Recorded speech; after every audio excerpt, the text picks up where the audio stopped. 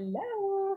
All right. So this is Lanette with Elevate Your Health Vibe, and I have with me the beautiful Bella Grace, and she and I are both SCHH practitioners, and we wanted to get on here and talk about SCHH, and then any other fun things that come up. Like I want you to share also, like about some of the other things that you do as well, so that because I know you do those Metatronia healings Yes. and And pet readings, pet healings. yeah. That's, So that's always one of my favorite things. we'll talk about all the things. Sure. So let's dig in and let's start talking about SCHH. And first, I want you to tell me like how you got into SCHH. How did you find Oh it? my gosh. What's your path? What's your journey? What My does it look like? journey. My journey, it's been a long one. Let's see. Do you want me to start at the very beginning or midway? Maybe not the very beginning, but Okay. As far as the healing practice goes, I started in QHHT in 2012. So I've been doing it a while. I'm certified in a total of 4 past life regression healing modalities. And I just love the work.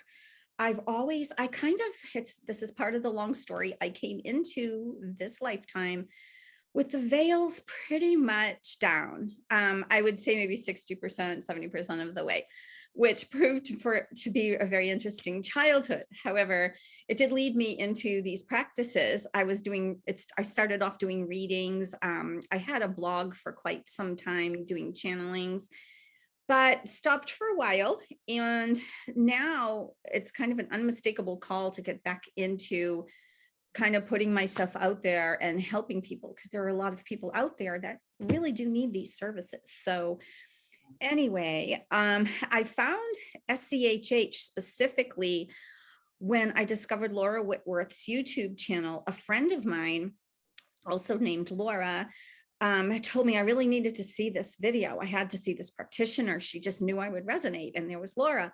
So over a couple of days, I watched every single one of her videos. I could not believe what I had found. And then I found out she was training practitioners. So I jumped in, and it's the best thing I could have done. This is the most wonderful, wonderful modality. It's amazing. yeah, I agree. Mm-hmm. I love her.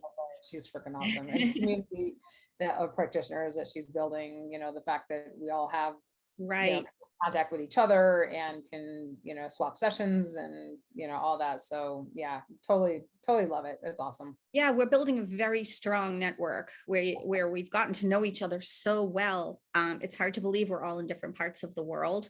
It almost feels like we're neighbors. And so, but we know we've developed kind of a unique network of working together. So, which I think carries forward to the client. They have Yeah. that advantage of not just, say, working with me, but they can benefit from the knowledge that I am gaining from my coworkers. So that's a unique thing also. Yeah, it's almost like we work for the same company. Well, I hate to use the word coworkers. How about our sisters and brothers? But you know what I mean. We're all collaborating, and we're doing this all day with each other. And so, I mean, the amount of learning that's coming after the classes and certifications that we got, it's just really mind-boggling, quite honestly. You think you know a lot, but you really don't until you get together. Yep, exactly. Mhm. Yeah. Yes. So, so one of the things that makes you unique in when you do sessions, and I've had a session with you, is that you actually see the energies. You actually see things. So talk about that, because that's so cool. So cool. I thought everybody did some of the stuff I do. Everything I see, I think it's called synesthesia. Everything has color. I can see a color to everything. But when I started doing the sessions, I realized, well, oh, I can see that too. I see when they're in the past life, they're walking down the street. I could see the street, and I don't say anything to them, but then they're like, I'm wearing a green dress and I'm carrying a cane. Like, oh, okay. So came to realize that I was actually in the scene with them, and kind of what I guess I'm doing is not just asking the questions, but I am allowing myself to go into that scene with them. And it's not just a Q&A, but one of the things that's really important to me in a session to utilize that is to really converse with the client when they're in that past life, or if we're talking to a guide or even an entity, which we will get to later, or higher self, just to kind of make it really conversational, like you're just sitting there with them, talking to them, and really getting a lot. What does it feel like to be them? And then the client can leave with that also, not just the details on the stats, but with that feeling of wow, what I think I remember some of that. And in the session, also is when they leave the session too, the session in and of itself, it's a clearing vehicle. And I would say 90% of the people who come to me will say, on their questionnaire in person during a consult, I just can't hear messages from my guides. I don't know if I have any. I can't get the information. If they're experienced channelers, they want, or if they're someone who does get the information and they're meditating, they can't get the info. And the one thing people need to know that makes SCHH different, and I've been doing this for a while, different modalities, and I can tell you that the clients will leave the session and afterwards they will have cleared those blocks by default. Whether we go in to clear them or not, we don't have to. They will have a better awareness after that first session when they leave. I've had them tell me in yoga class, all of a sudden, this stuff came in. Oh, they're able to meditate for more than 10 minutes now. It's just such an amazing process, and it just opens so many positive doors. Yeah, definitely. So how, if you were to talk about like people that are hesitant to do this modality, Yes. for whatever reason, and I'm sure there's lots of reasons why people would be hesitant. They're afraid of what they'll see. They're afraid of, being out of control and having That's their mind the one. taken over. They're afraid of like the entities coming through. Oh, Talk about all that. okay. Yeah, fear is a big one. And it's important to note before I even go any further that fear of anything, even fear of having a session, has got to be processed out. Fear is the thing that is going to inhibit your ascension more than anything. And it's natural to have twinges of fear here and there. But when it influences how you make a decision or to not help yourself or do something, that's a red flag like crazy. So anyway, fear is a big one. They're afraid. The big one is, first of all, afraid I won't go under. Well, you're not really under. We have the one thing about SCHH, again, that is different is the induction process. There's several different induction methods we use based on the person's level of awareness, whether they're super left-brained, we do a longer one. There's different techniques. If somebody is a seasoned meditator and they just go right under, we have a shorter one. But the induction is very different. The one thing people must understand if they're watching this and considering a session with anybody in SCHH is that you're not losing control. That stereotype that you see on television of the person being hypnotized on the stage is so fake. It is not true. You are in control. I have had so many sessions, I cannot even count them. So I can speak from experience of myself and the clients that you're going into what is called the theta brainwave state. Now, it is that, I like to put things really easy. It is the place you are, how before you fall asleep and you have maybe images running through your mind, all of a sudden you get a conversation, you're somewhere else. That's where we go. And the difference between doing that on your own before you go to bed and doing it in a session is we can make it so you stay there. You're in control. Do you want to come out of it? Go for it. You can just do it, but you're there. And again, you're going to remember like probably 80% of the session. Okay. Honestly. So there's no lack of control. It is not possible for us to make you do or say anything that you don't want to say. And you're in control of everything. So it is perfectly safe. And the other aspect is the online aspect of things. I will tell you, I do in-person sessions and online. I 100% prefer online sessions. The connection is so clear. It's really strong. You're in the comfort of your own home. I even have had local clients do online sessions with me for this reason. You're in your own bed or on your own couch. your own blanket, your own crystals or whatever you want around you. You feel good, you know, it's your sacred space. You're in it. You're not in a strange office or someone's house. And when you do an online session, for some reason, and again, this is just one of those things that we can't explain, the connection is much clearer. We get a better session in an online situation. So if anyone, you know, is considering a session with a practitioner who's local, do consider an online session, because you're going to have a great experience. What you're going to get afterwards is a recording of your session, whether you're in person or online. And your online session has the video portion attached to it, where you could see me and you, and and it's clean. It's a clear recording, because you're using a headset to do it, rather than me with my iPhone recording you. So it's a major difference. So those are really big things. Past life regression has changed tremendously since it first became known to the public. And I think that these lockdowns and everything have pushed it forward at warp speed by necessity, but it's a good thing. Everything happens for divine reason, and it's meant to be this way. So I've been talking. What do you want to say, Lanette? I know, I don't stop. What about bringing in like protection? Because I know there are people that are concerned about, you know, like the dark entities or whatever, like entering into the session and like taking over. Like, I don't know what their main concern is. I just know that there are concerns around that. So if you could just talk about like how when you're first like setting up and like going into the regression, talk a little bit about like the protections that you're bringing in for the session. Sure. To protect the energy of the session.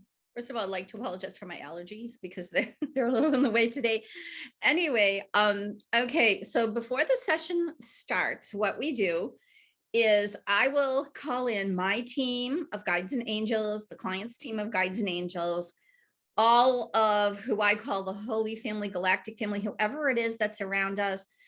Archangel Michael, Metatron, they always participate with me. Oftentimes I work with Archangel Aquariel. She's relatively newly known, and I have information about her on the blog, but she is definitely an angel of the ascension, the divine feminine, and she's really, really great too. She will come in, and Raphael, and we kind of work as a team, and we put and I will put an orb. There's a protection in that is used in the induction also, but before we even get to that point, I will use an orb of white light, which Michael will encase in some blue, like it's like a metal shield or something of blue light. Then nothing gets in. I've never had a problem. During the session, I know people have seen some of my videos have been a little wild with the entity removals. But it needs to be seen. Hey, they're there. Most of us have them. They're there. Yeah. I mean, so we are not exempt from these attachments, because they're attracted to our life, right? And so yes, I'd like to explain what they are so people will understand. Definitely. Okay. Totally. Everything is energy, and we all come from source. And when we use the word God, when God created us, the way it's always been shown to me is like eggs, kind of like, eggs of light. And they burst open and all the souls come out, like the day of creation or the moment, whatever, however it was. We can't possibly remember or understand that right now. So we all, whether it's an attached entity, whatever it is, okay, whether it's an earthbound spirit, we all come from the same place. We're made of the same stuff. And a lot of time, but then when we go off on our journey, we change and have different experiences. There are, for an earthbound entity, for example, they're scared. A lot of times if they die suddenly, they're afraid. They may not have seen that light. They are clinging to the planet, and they're going to cling to whoever they see that they think is nice. I've had one that wanted to, I can never forget this, wanted to just be in the home with the family. I mean, they were probably at the dinner table. They just wanted to be comfortable, and they're harmless. They just are lost and scared. And as the planet ascends in frequency, they can't stay. I mean, they really, really can't. They've got to go, because it's not going to support them anymore. So the most the kindest thing we can do, both for the client and for them, is to just in a nice way send them off. And again, 90% of them are nice. Some are not as friendly and willing to go, but they do. Even those kind of don't want to be here. Many of them were placed here to inhibit the progress of a light worker. They are not doing anything physically harmful. They can't kill you. They can't do these things. They are more of an annoyance. So even the kindly, yeah. They can't directly kill you, but they can influence your thoughts, right? And they can influence your actions, and they can present as pain or discomfort or addictions, or you know, or depression or anxiety. Like they actually can influence you in that way. Yeah. And they can make you self-harm. Because I actually have a friend of mine who she had an attachment that was making her self-harm, which was crazy. And she knew that it wasn't her. She's like, there's something not right. This is not my behavior. So if you have an addiction, like whether it's smoking, drinking, anything, a lot of times it's not that it's a quick fix in 5 minutes, but an entity can be at the root of that. And by removing the entity, it would free up the client to go get the help they need. There's not going to be something saying to them, oh, don't do that, or inhibiting their progress. So that's kind of how I have always seen that sort of thing. And again, at this time in, the changes happening on the planet, a lot of us that are here right now came in to help. And there are people that are just waking up that came in to help, and they don't know what's stopping them. A lot of times they've got an attachment, that doesn't want them to help. So there's just so many things. And even if the entity or the attachment, it could just be an energy itself. Even if that's not hurting you or not causing anything negative in your life, it causes a heaviness. It causes your body to feel heavy. So when you release it, you feel a lot lighter. An interesting story about an attachment, an entity attachment, which I was really amazed at, is I'm running into this a lot more now. I've had like probably 3 sessions in a row with this kind of thing. The entity stayed to help the person. So the client had multiple entities attached who wanted to make her happy, or him, and stay and help. I'm seeing so many of these now, and but they have to go. And some of them are very sad to go. And they have, for example, I had a client, I haven't really shared this video because of the sound quality, but I am going to read some of it online. She and some friends were on the beach in Brazil, and they saw ships, and then superimposed in front of them, like these opaque white faces, big round faces with big eyes. And they all saw them. They all did.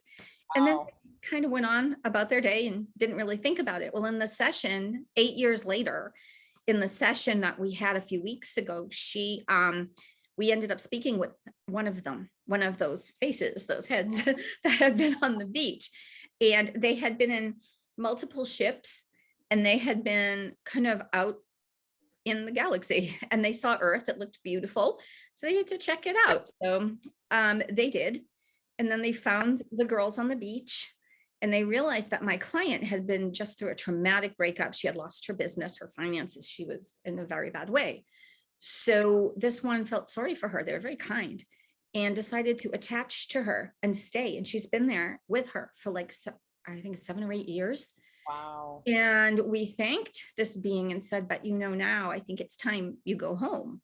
That's kind of how we do it. If you listen to the videos, you'll see how we do it. We want them to go home to their families. It's time. So, and that was relatively painless, but I'm running into a lot of very attachments, whether some of them are very old from childhood, that have just been there like a guardian to protect the client. It's just fascinating stuff.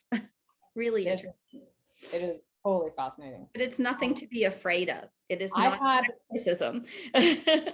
No, I had just a fun story that isn't about necessarily an attachment, but how we can actually connect to the other side. Is I had a client who, in our pre-session talk, was telling me that her son was like acknowledging her grandpa who had died. And when he would see pictures of the grandpa, he'd be like waving at the picture and be like, hi, and calling him by his name. And she's like, what is going on? Like, what is happening? And so when we went into the session, we called in the grandpa and we asked to speak to the grandpa's higher self. And we said, what is your connection? Like, what's happening? What is your connection with the grandson?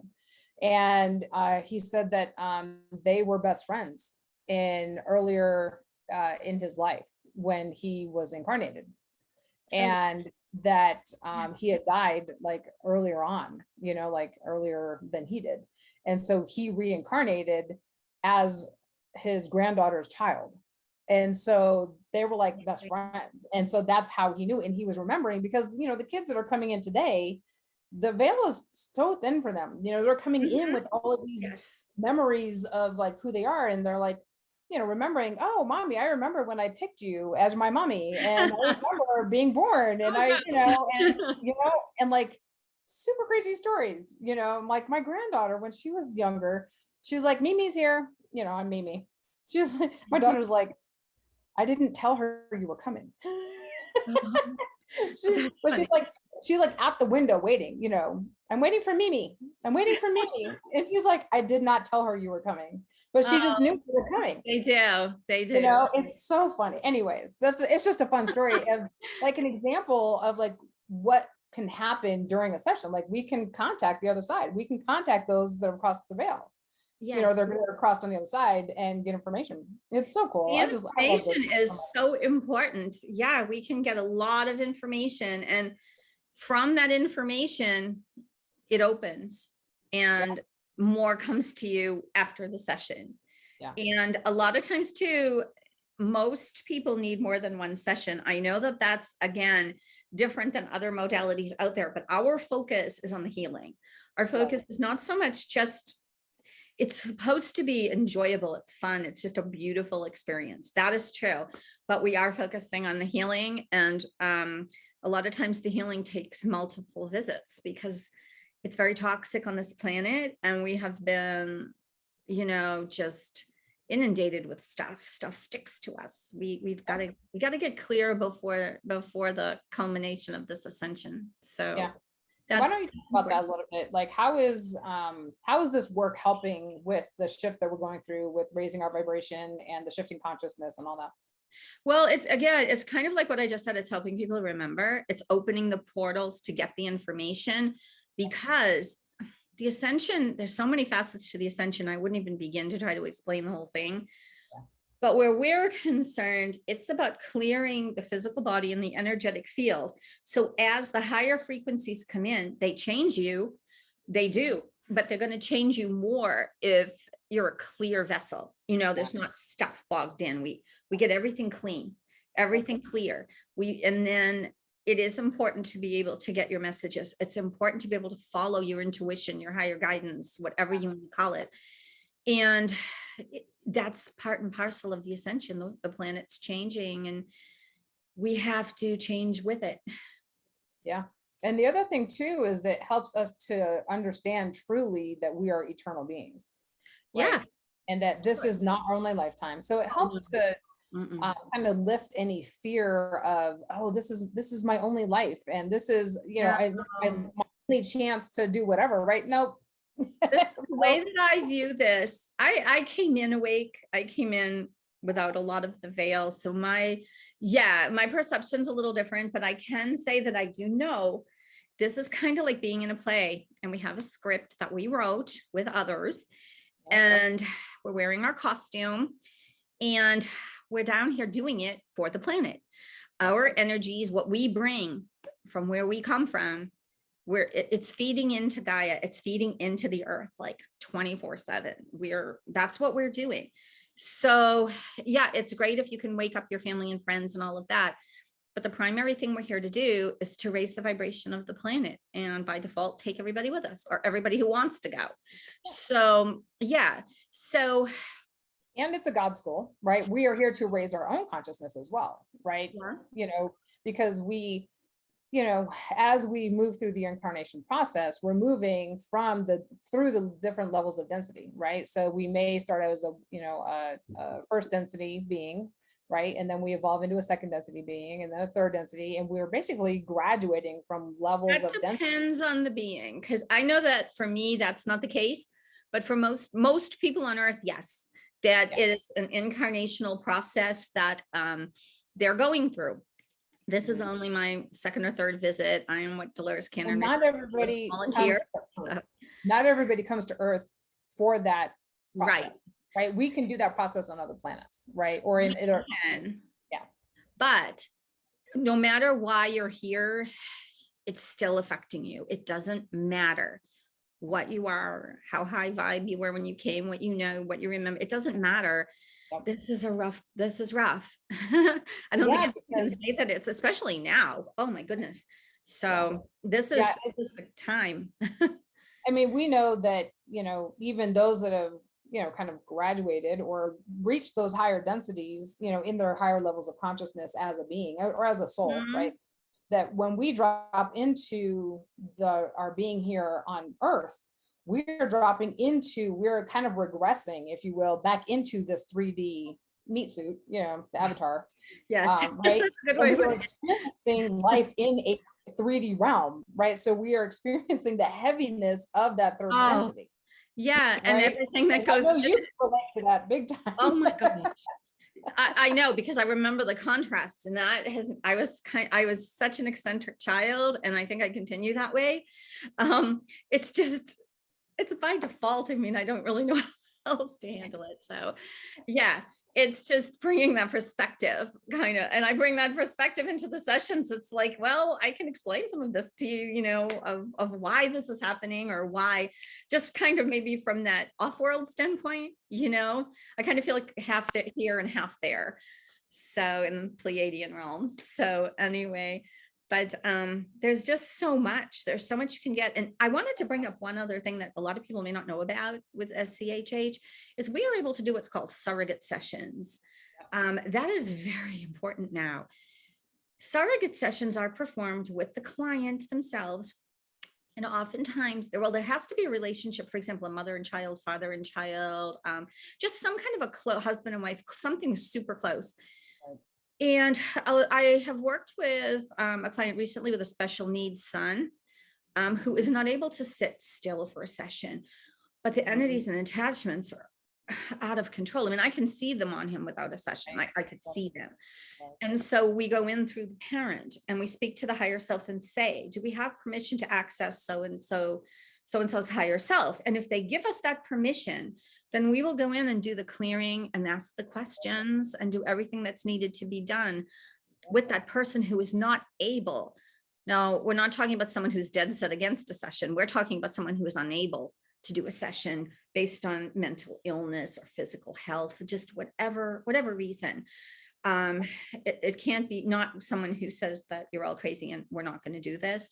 That won't work. So yeah, but surrogate sessions are super powerful and they can do wonders. So I just wanted to put that out there for people who might be watching this and saying, well, I wish I could do this with my child or some, that have a child that is struggling or, a relative that's struggling. You can, as long as they're not against you doing it. So, and their higher self, it will give permission. They will say no if it's not the right thing. They will just say the time and place is not right.